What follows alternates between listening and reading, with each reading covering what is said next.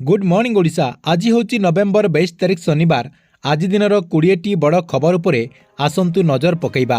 ता पूर्व वीडियो को गोटे लाइक कर दिंतु एवं जो मैंने चैनल टी एजाए सब्सक्राइब करना चैनल टी सब्सक्राइब कर दिंतु, जहाद्वारा प्रत्येक दिन देश विदेशर सहित ओडिशार बड़ बड़ खबर गुड़िक आमर ये जो चैनल रही यही चैनल माध्यम प्रथम जानीपारे। प्रथम खबर आसंता 25 तारिख राज्य में धान मंडी खोल सूचना देते समवाय मंत्री। समवाय मंत्री कहते जे आसंता 25 तारिख राज्यर समस्त मंडी को खोल एवं धान क्रय कामटी को आरंभ कर सूचना दि जाएगी। ता सहित देखंतु माननीय मंत्री कहते जे समस्त गोदाम गृह को मध्य खाली करने मिलर मानू दायित्व दि जाएगी। ता सहित सरकार तरफ कहुई जे एथर जेते भी चाषी पंजीकृत कर समस्त चाषी ठारू धान किणाजिब बोली मंत्री जहाँकि एने सूचना देते। ता सहित मंत्री आउ गोटे बहुत बड़ घोषणा करते एवं से कहते जे सरकार तरफ 32टी मॉडल मंडी पाई टेंडर हो सारी से सरकार तरफ 300 कोटी टंकार व्यय बोली मंत्री जहाँकि काली सूचना देते। परवर्ती खबर दीर्घ दिन अपेक्षार अंत घटी। वर्तमान जहाँकि वंदे भारत शिल्प ट्रेन को नहीं सरकार तरफ बहुत बड़ गोटे घोषणा करा जहाँकि काली रेल मंत्री अश्विनी वैष्णव स्पष्ट करछंती जे चलित वर्ष डिसेम्बर मासरू देशर प्रथम थर पाई वंदे भारत शिल्प ट्रेन चलाचल आरंभ कराजिबो बोली माननीय मंत्री जहाँकि सूचना देते। या सहित मंत्री कहते जे अत्याधुनिक ट्रेन रे यातायात करें ता सहित आरामदायक विश्वस्तरीय सुविधा यात्री माने पाई परिबे बोली माननीय मंत्री जहाँकि काली सूचना देथिबार अपडेट होईची। परवर्ती खबर सुना एवं रूपार मूल्य ह्रास पाई।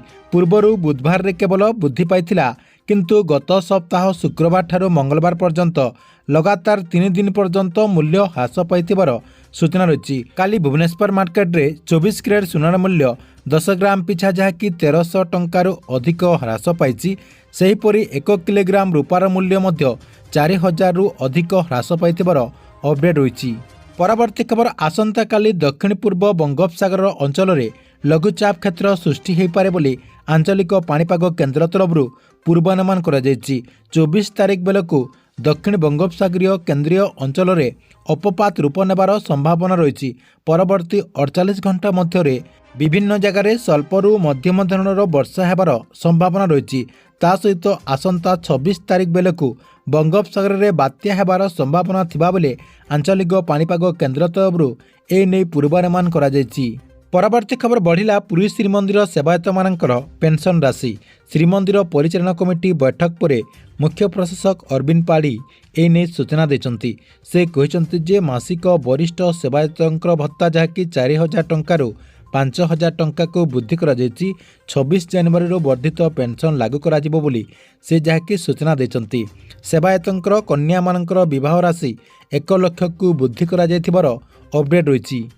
परवर्ती खबर 12टी प्रस्ताव उपरे काली राज्य कैबिनेट बैठक में मोहर मरा जायछि।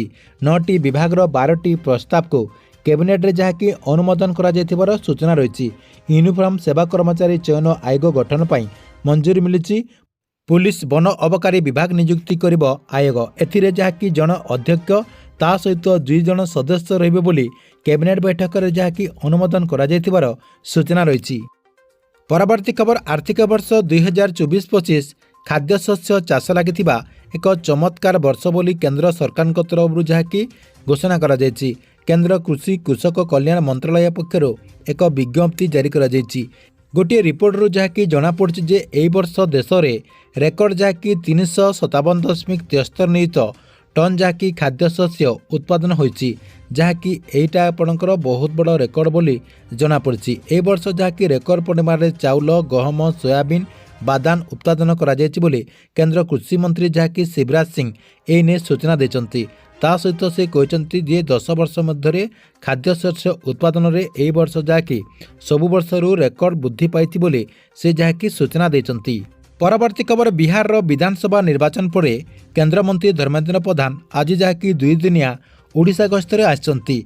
भुवनेश्वर में पहुंची बिहार एनडीए चमत्कार प्रदर्शन पर से ओडिशा प्रथम थर पाई आसुथिबारु ओडिशा रे जहाँकि भुवनेश्वर विमान बंदर रे भव्य स्वागत करा जहाँकि माननीय मंत्री को शह शह बीजेपी कर्मी ता सहित दलीय नेतांक उपस्थिति रे भव्य स्वागत करुथिबार सूचना रही।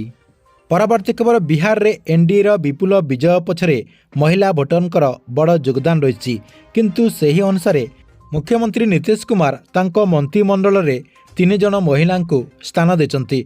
गुरुवार जहाँकि 26 जन मंत्री शपथ पर 3 जन महिला मंत्री को मध्य तांको मंत्रिमंडल रे स्थान दिया जायथिबार अपडेट रही। परवर्ती खबर आसंता 25 तारिख रे मेगा नियुक्ति मेला करिवे राज्य सरकार। 13टी विभाग 7,000 रु अधिक जन को बंटन करा नियुक्ति पत्र बोली जनापड़ी। यह तालिका मध्य सरकार तरफ प्रस्तुति हो सारी। 25 तारिख कलिंग स्टाडियम रे ए नियुक्ति मेला को उद्घाटन करेंगे माननीय मुख्यमंत्री मोहन चरण माझी। ता सहित नियुक्ति पत्र मध्य बंटन करिवार कार्यक्रम रही सूचना रही। परवर्ती खबर सकाले सकाले पाकिस्तान रे बहुत बड़ धरणर भूमिकंप होईची। शक्तिशाली भूमिकंप रे दोहली जायछि पाकिस्तान माटी। निदरू उठी उठी भूकंप थरिथिबार जनापड़ी। भूमिकंपर प्रभाव रे एते थरिथिला जे सहर छानिया सहित लोके इआड़े सिआड़े धाई पड़ते। तेबे भूमिकंपर तीव्रता एते तीव्र थिला जे रिएक्टर स्केल रे 5.2 रेकर्ड करा जायथिबार अपडेट होईची। परवर्ती खबर मागणा मासिक राशन योजनार हिताधिकारी मानक पई सरकार तरफ एक बहुत बड़ झटका दिया जायछि। गत 4 रु 5 मास मध्य 2.25 कोटी अयोग्य हिताधिकारी ना जहाँकि राशन कार्ड जो लिस्ट रही से लिस्ट रु बाद दिया जायथिबार सूचना रही। जहाँकि खाद्य मंत्रालय पक्षर जड़े वरिष्ठ अधिकारी एने सूचना देते बोली जनापड़ी।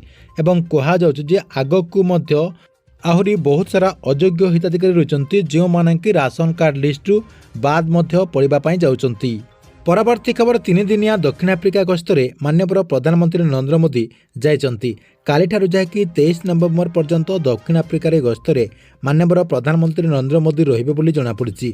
3 दिनिया दक्षिण आफ्रिका हेबाकु थिबा G20 शिखर सम्मेलन में जोग देबा पई दक्षिण आफ्रिका अभिमुखे काली सकाले गस्त करथिबार जनापड़ी।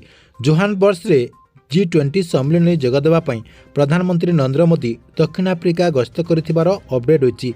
जहाँकि दक्षिण आफ्रिका गस्त माननीय प्रधानमंत्री एटा चतुर्थतम गस्त बोली किछि मीडिया सूत्रରୁ जहाँकि जनापड़ी।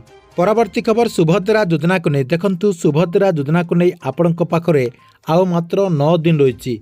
आपणक पाखरे मात्र 9 दिन रही। 9 दिन भितर जो माने भी सुभद्रा योजना अधीन रे टंका पाउनांती एवं आगकू टंका पाइबा पई चाहउचंती सेमाने जहाँकि यही 9 दिन भितर आवेदन करें। देखंतु जो महिला को 21 वर्ष हो जाएगी ता सहित जो मानू 60 वर्ष रु कम बयस होती से माने जहाँकि सुभद्रा योजनार जो पोर्टाल रही से पोर्टाल रे आवेदन करें।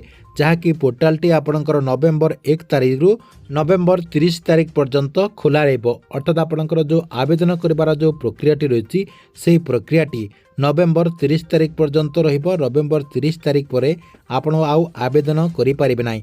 सेतिपाई जो माने ए पर्यंत आवेदन करनांती सुभद्रा योजना अधीन रे आवेदन करनियंतु। जहाँकि आपणकर सीएससी सेंटर रे मागणा रे आवेदन करि पारिबे। परवर्ती खबर पीएम किसान योजना को नहीं देखंतु। जो चाषी भाई माने ए पर्यंत पीएम किसान योजनार 21तम किस्तिर टंकाटी पाई नांती से माने जहाँकि व्यस्त होंतु नाही। आपण मानकर टंकाटी खूब शीघ्र आसीजिवो। देखंतु जो मानकर टंकाटी सरकार तरफ रिलीज करा जायछि से मानक अकाउंट को धीरे धीरे ए टंकाटी आसीजिवो। ता सहित जो मानक अकाउंट को टंकाटी ए पर्यंत आसी नाही से माने जहाँकि निजर टाटस टी को मध्य चेक करनियंतु। आपणकर टाटस रे सब किछि ठीक ठाक अछि कि नाही। जदि आपणकर टाटस रे किछि प्रोब्लेम थिबो आपणको पीएम किसान योजनार टंकाटी मिलिबो नाही। सेति पई आपण माने टाटस टी को प्रथमे चेक करंतु जहा द्वारा आपण माने कन्फर्म हे जिवे जे आपणको पीएम किसान योजनार टंका आगको मिलिबो कि नाही। परवर्ती खबर धान मंडी को नहीं देखंतु। सरकार तरफ आसंता डिसेम्बर 25 तारिख रे धान मंडी ओपन करेंगे। तेबे देखंतु केउ सब डिस्ट्रिक्ट रे केबे धान मंडी खोला जिवो। देखंतु सरकार तरफ डिसेम्बर 25 तारिख रे धान मंडी खोला गला परे आपणक जो डिस्ट्रिक्ट रही से डिस्ट्रिक्ट रे मध्य धीरे धीरे धान मंडी खोलिबार आरंभ हो। देखंतु 25 तारिख रे तो अधिकांश जगार धान मंडी खोला आरंभ हो। अर्थात आपणकर जो क्रय काम रही क्रयटी कर सरकार तरफ आपणकर 25 तारिख रु आरंभ हो। जदि भी काँ फाँ डिसेम्बर 25 तारिख रे किछि जिले में आपणकर धान मंडी खोला न जाउची ताहले बाकी जो डिस्ट्रिक्ट गुड़िक आपणकर रही जाइथिबो सेई सब डिस्ट्रिक्ट रे आपणकर 25 तारीख रु नेकी 30 तारीख भितर सबु डिस्ट्रिक्ट रे धान मंडी खोला आरंभ हो जिवो बोली जणा पड़िछि। ठीक अच्छी एथिला आपणक पई आज दिनर देश विदेशर सहित ओडिशार 20टी बड़ खबर। आपणकु एई खबर गुड़िक केमती लागिला कमेंट बॉक्स रे निश्चय गोटे गोटे कमेंट करंतु एवं प्रत्येक दिन देश विदेशर सहित ओडिशार बड़ खबर गुड़िक जानिबा पई चाहुतले हमर एई जो चैनल रहिछि एई चैनल टी को सब्सक्राइब करके रेगुलारली देखुतांतु।